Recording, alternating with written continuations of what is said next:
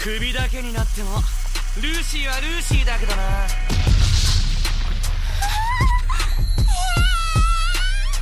ちょっとかわいそうだし。 Hey everybody, welcome back to the podcast. Danny here, and today I'm talking to you about Fairy Tail 100 Years Quest. So this is the direct sequel to Fairy Tail, which was written and drawn by one Mashima Hiro. This takes place during the last chapter where Natsu and the group goes to do the 100 Years Quest that Gildarts failed to do when we were first introduced to him. And this published in 2018 in July, and this was either a few months or to a year right after the series, so they picked up the pace, similar to how Boruto was, similar to how Dragon Ball Super is, a big series getting a sequel. And with the main mangaka overviewing it, right? Like, it is written by Hiro, but it's not drawn by him because he's also doing Eden Zero. That's his other manga that's still ongoing weekly right now. And the artist here is surprisingly Ueda Atsuo. And I say surprising because this art is very one-to-one to Hiro's. It's ridiculous. Like when I, got the info for the manga, I didn't realize that he wasn't drawing it. That's how good it is. I want to say maybe Ueda is an editor at one point of Fairy Tail. Because, if you go into his discography, he only did one other manga. And that only lasted a year. So I think, he probably was like an assistant or something that was able to take over for Hiro. And that's always appreciative, right? Like the Boruto mangaka, the artist for that, it's up in the air, but it's believed that he drew the ending of Naruto for those past few chapters because the art was a little bit different, and it's very similar to how Boruto started. And this is running in Magazine Pocket. I thought it was in Weekly Shonen, but this is sort of like, I guess, the spin-off magazine that Weekly Shonen magazine has, because we see like a bunch of other stuff in here, like Fairy Tail Gaiden and then some Seven Deadly Sins stuff. So this does look like with a magazine to like, okay, we want spin-off stuff for our series that we have. Let's go ahead and put it over here. That way it's not all jumbled up into one magazine. With all that, let's get into it. I didn't know this was happening initially, right? Like I said, 2018. I was a big Fairy Tail fan back in the day. Just set this premise. There's a lot of strong stuff in Fairy Tail, but just the way it ended was so disappointing. The writing that Hiro was doing was almost frustrating to a point in how he visualizes what a hero is in a shonen manga. And I have a lot of problems with that, especially coming off of a fantastic series over in Shonen Jump and like their different values kind of thing. And when I was done, last chapter was read, I'm walking away. When I found out that this was actually still ongoing and it's weekly as well. So I decided, all right, man, let's go ahead and jump right in. 63 chapters in the series. The premise is, like I said earlier, it's Natsu and the crew, so that includes Gray, Lucy, Urza, and Wendy, as well as the two cats. And they decide to go to another continent to do this 100 Years Quest. And then we find the guildmaster that is having it up, and it turns out that he's actually a dragon. And he's been waiting for people to come complete this mission. And what is this mission? It's to find the 5, I think they're like holy dragons, or whatever the term they like to use, and to seal them or defeat them by any means possible, so that way there could be peace again in this land. Right off the bat, already I'm just taking a step back and thinking, oh boy, does this have very bad problems with sequelitis, right? Because at the end of Fairy Tail, at the end of any manga series that's very heavy action, it's always going to be, this is the big bad. How much more can there be big? And it turns out they find ways around it. The Natsu no Taizai kept doing it in a not the best way.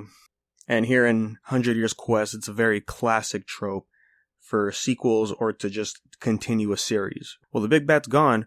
Where were these people? Oh, they were away. Or they didn't want to deal with it. And it's like, the fact that we're in a different continent and these 5 dragons were originally from where Natsu and them are originally at. I forget the continent name. I think it's Fior or something. They decided to leave, and they've just been chilling on this island. And then when the whole Acnologia stuff was going about, they're like, we're not going to deal with that. And speaking of Acnologia, right, the biggest bad when it comes to dragons. Oh yeah, no, these guys are just as strong, if not stronger. And it's like, what? like, I get it. Like, escalation is always important for a series, but it's just, once you get to the big bad at the end of a series, it's like, it literally took everybody to fight Acnologia, and now we're here with people on the same level, or even stronger, and then you want them to be like the big bads of the main series. Like, to me, it's never gonna be fulfilling. However, I have to say, what I do like when it comes to Heroes writing is all the stuff that's not focused on the main story. As far as like the premise goes, right? Like the main focus for 100 Years Quest is for Natsu and the gang to defeat these 5 dragons. And everything else around it, like the way he likes to nitpick or focus on other stuff is pretty good too, that I like. Mainly it's the side stuff. Because it is a sequel to Fairy Tail, you know, there's always the question of, well, what do we see our characters doing at the end of a series, right? And of course, one of the main questions is, well, who gets together at the end? That's what everybody always wants to see, right? That's why everybody was ecstatic about Naruto and Hinata kind of thing. And here we get some answers, and it's really good stuff. One of my other favorite characters of the series, Gajeel, you know, he actually gets a little limelight in this sequel series. That's pretty good. He has his own bonus chapter set to this, and, you know, we see his life moving on with Levi, and I was like, oh, this is great wholesome stuff. I like it. You know, we do get some answers for a couple of other things. We get to see progression go, and that's probably the main highlight when it comes to the writing here. It's still very much Heroes' traditional writing when it comes to shonen series, and it's a little disappointing, I have to say. Like, my biggest problem I have to give this series is the lack of, I guess, just character progression. There was a moment with Natsu, he ends up being like overtaken by a new power he just acquired, or that was given to him. The repercussions of that caused Lucy to get hurt, you know, and then of course, like, he's very joking around. This moment where they're talking about it because he doesn't remember anything that happened. And early Fairy Tail, we would actually see Natsu be concerned or do something else that isn't goofy. You know, this is Dragon Ball Super Goku, where, like, I'm just the dumb idiot until I get serious in a fight. He never shows anything like that. Like, my understanding is he didn't want to use this power because not only was it given to him, but it was given to him by somebody he doesn't like. And then the fact that he was consumed about it and changed his personality for the worse, you would think he'd either be terrified or very concerned about this and, you know, would really regret, like, what he did. Instead, they just resolve it with the very, very overused joke with Natsu and Lucy, you know, where he's dumb, she gets naked, it's all laughs kind of thing. The writing is still pretty meh. But, of course, it's Heroes' art style, therefore everything looks pretty good. You know, the art design is great, character designs are good too, my gosh. When it comes to new stuff coming in, like the new dragons that are coming in and they have like their own humanoid forms, like, they look pretty fantastic. The one they just defeated was the second one that they defeated in the story. So we're about, you know, 2/5 in or whatever. His humanoid design was so cool, man. It looked like something out of Warframe. And I really appreciate that stuff, you know. Other interesting things that, you know, this series, you try not to think too hard because sometimes it doesn't make sense, right? So we have a new enemy faction here. It's another guild.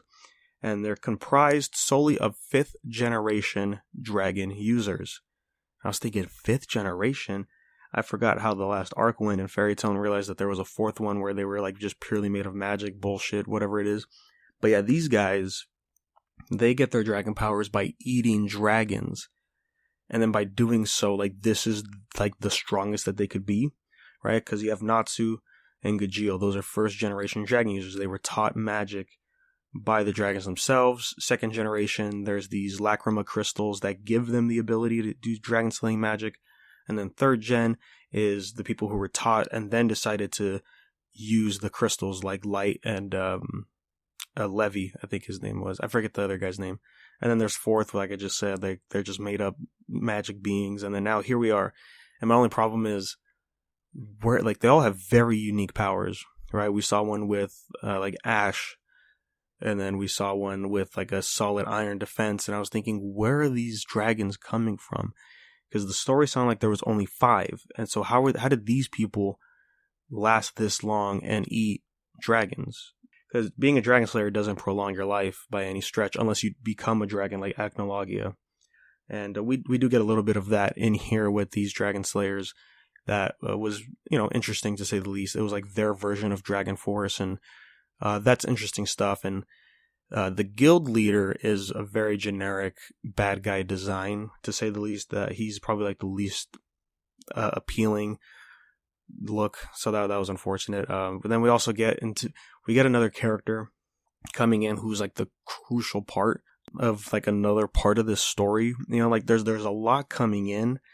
And I think that's mainly to just really kind of prolong the story, as well as expanding the world kind of thing, I guess. But yeah, just seeing what's going on, it feels a lot like a repeat of what the end of Fairy Tail was leading up to, because I was just fine with what the final showdown is going to be. And it's obviously going to be Natsu with this other dragon that showed up early, and he's supposedly going to be the strongest one. There's the next dragon that we see looks interesting, but like, I had an idea of, like, Natsu's going to fight this guy. It's going to be pretty epic because, all the fighting choreography in here is fantastic. Like, the art can be really suited for the fights. When it's not ecchi stuff with Urza and Lucy and Juvia and all that, with the big baps and all that, the action is, like, on par. It's still some of my favorite stuff out of Fairy Tail to this day.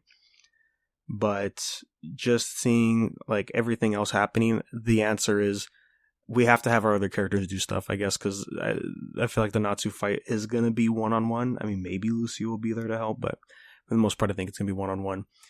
Other interesting stuff from the side story things, right, like I mentioned, like not focused on the main stuff. We get to see some cool fights that we probably would have never gotten. I'm not going to explain how they got into the fights, but, we have like Urza and Laxus fought. And like these were deemed the 2 strongest people very early on in Fairy Tail. We got to see them fight, and it was pretty intense. I gotta admit, it was a good fight.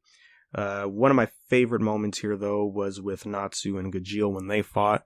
That was really cool because I believe, Gajeel's the Vegeta of the series, where he's really doing his own thing. It's some really cool stuff.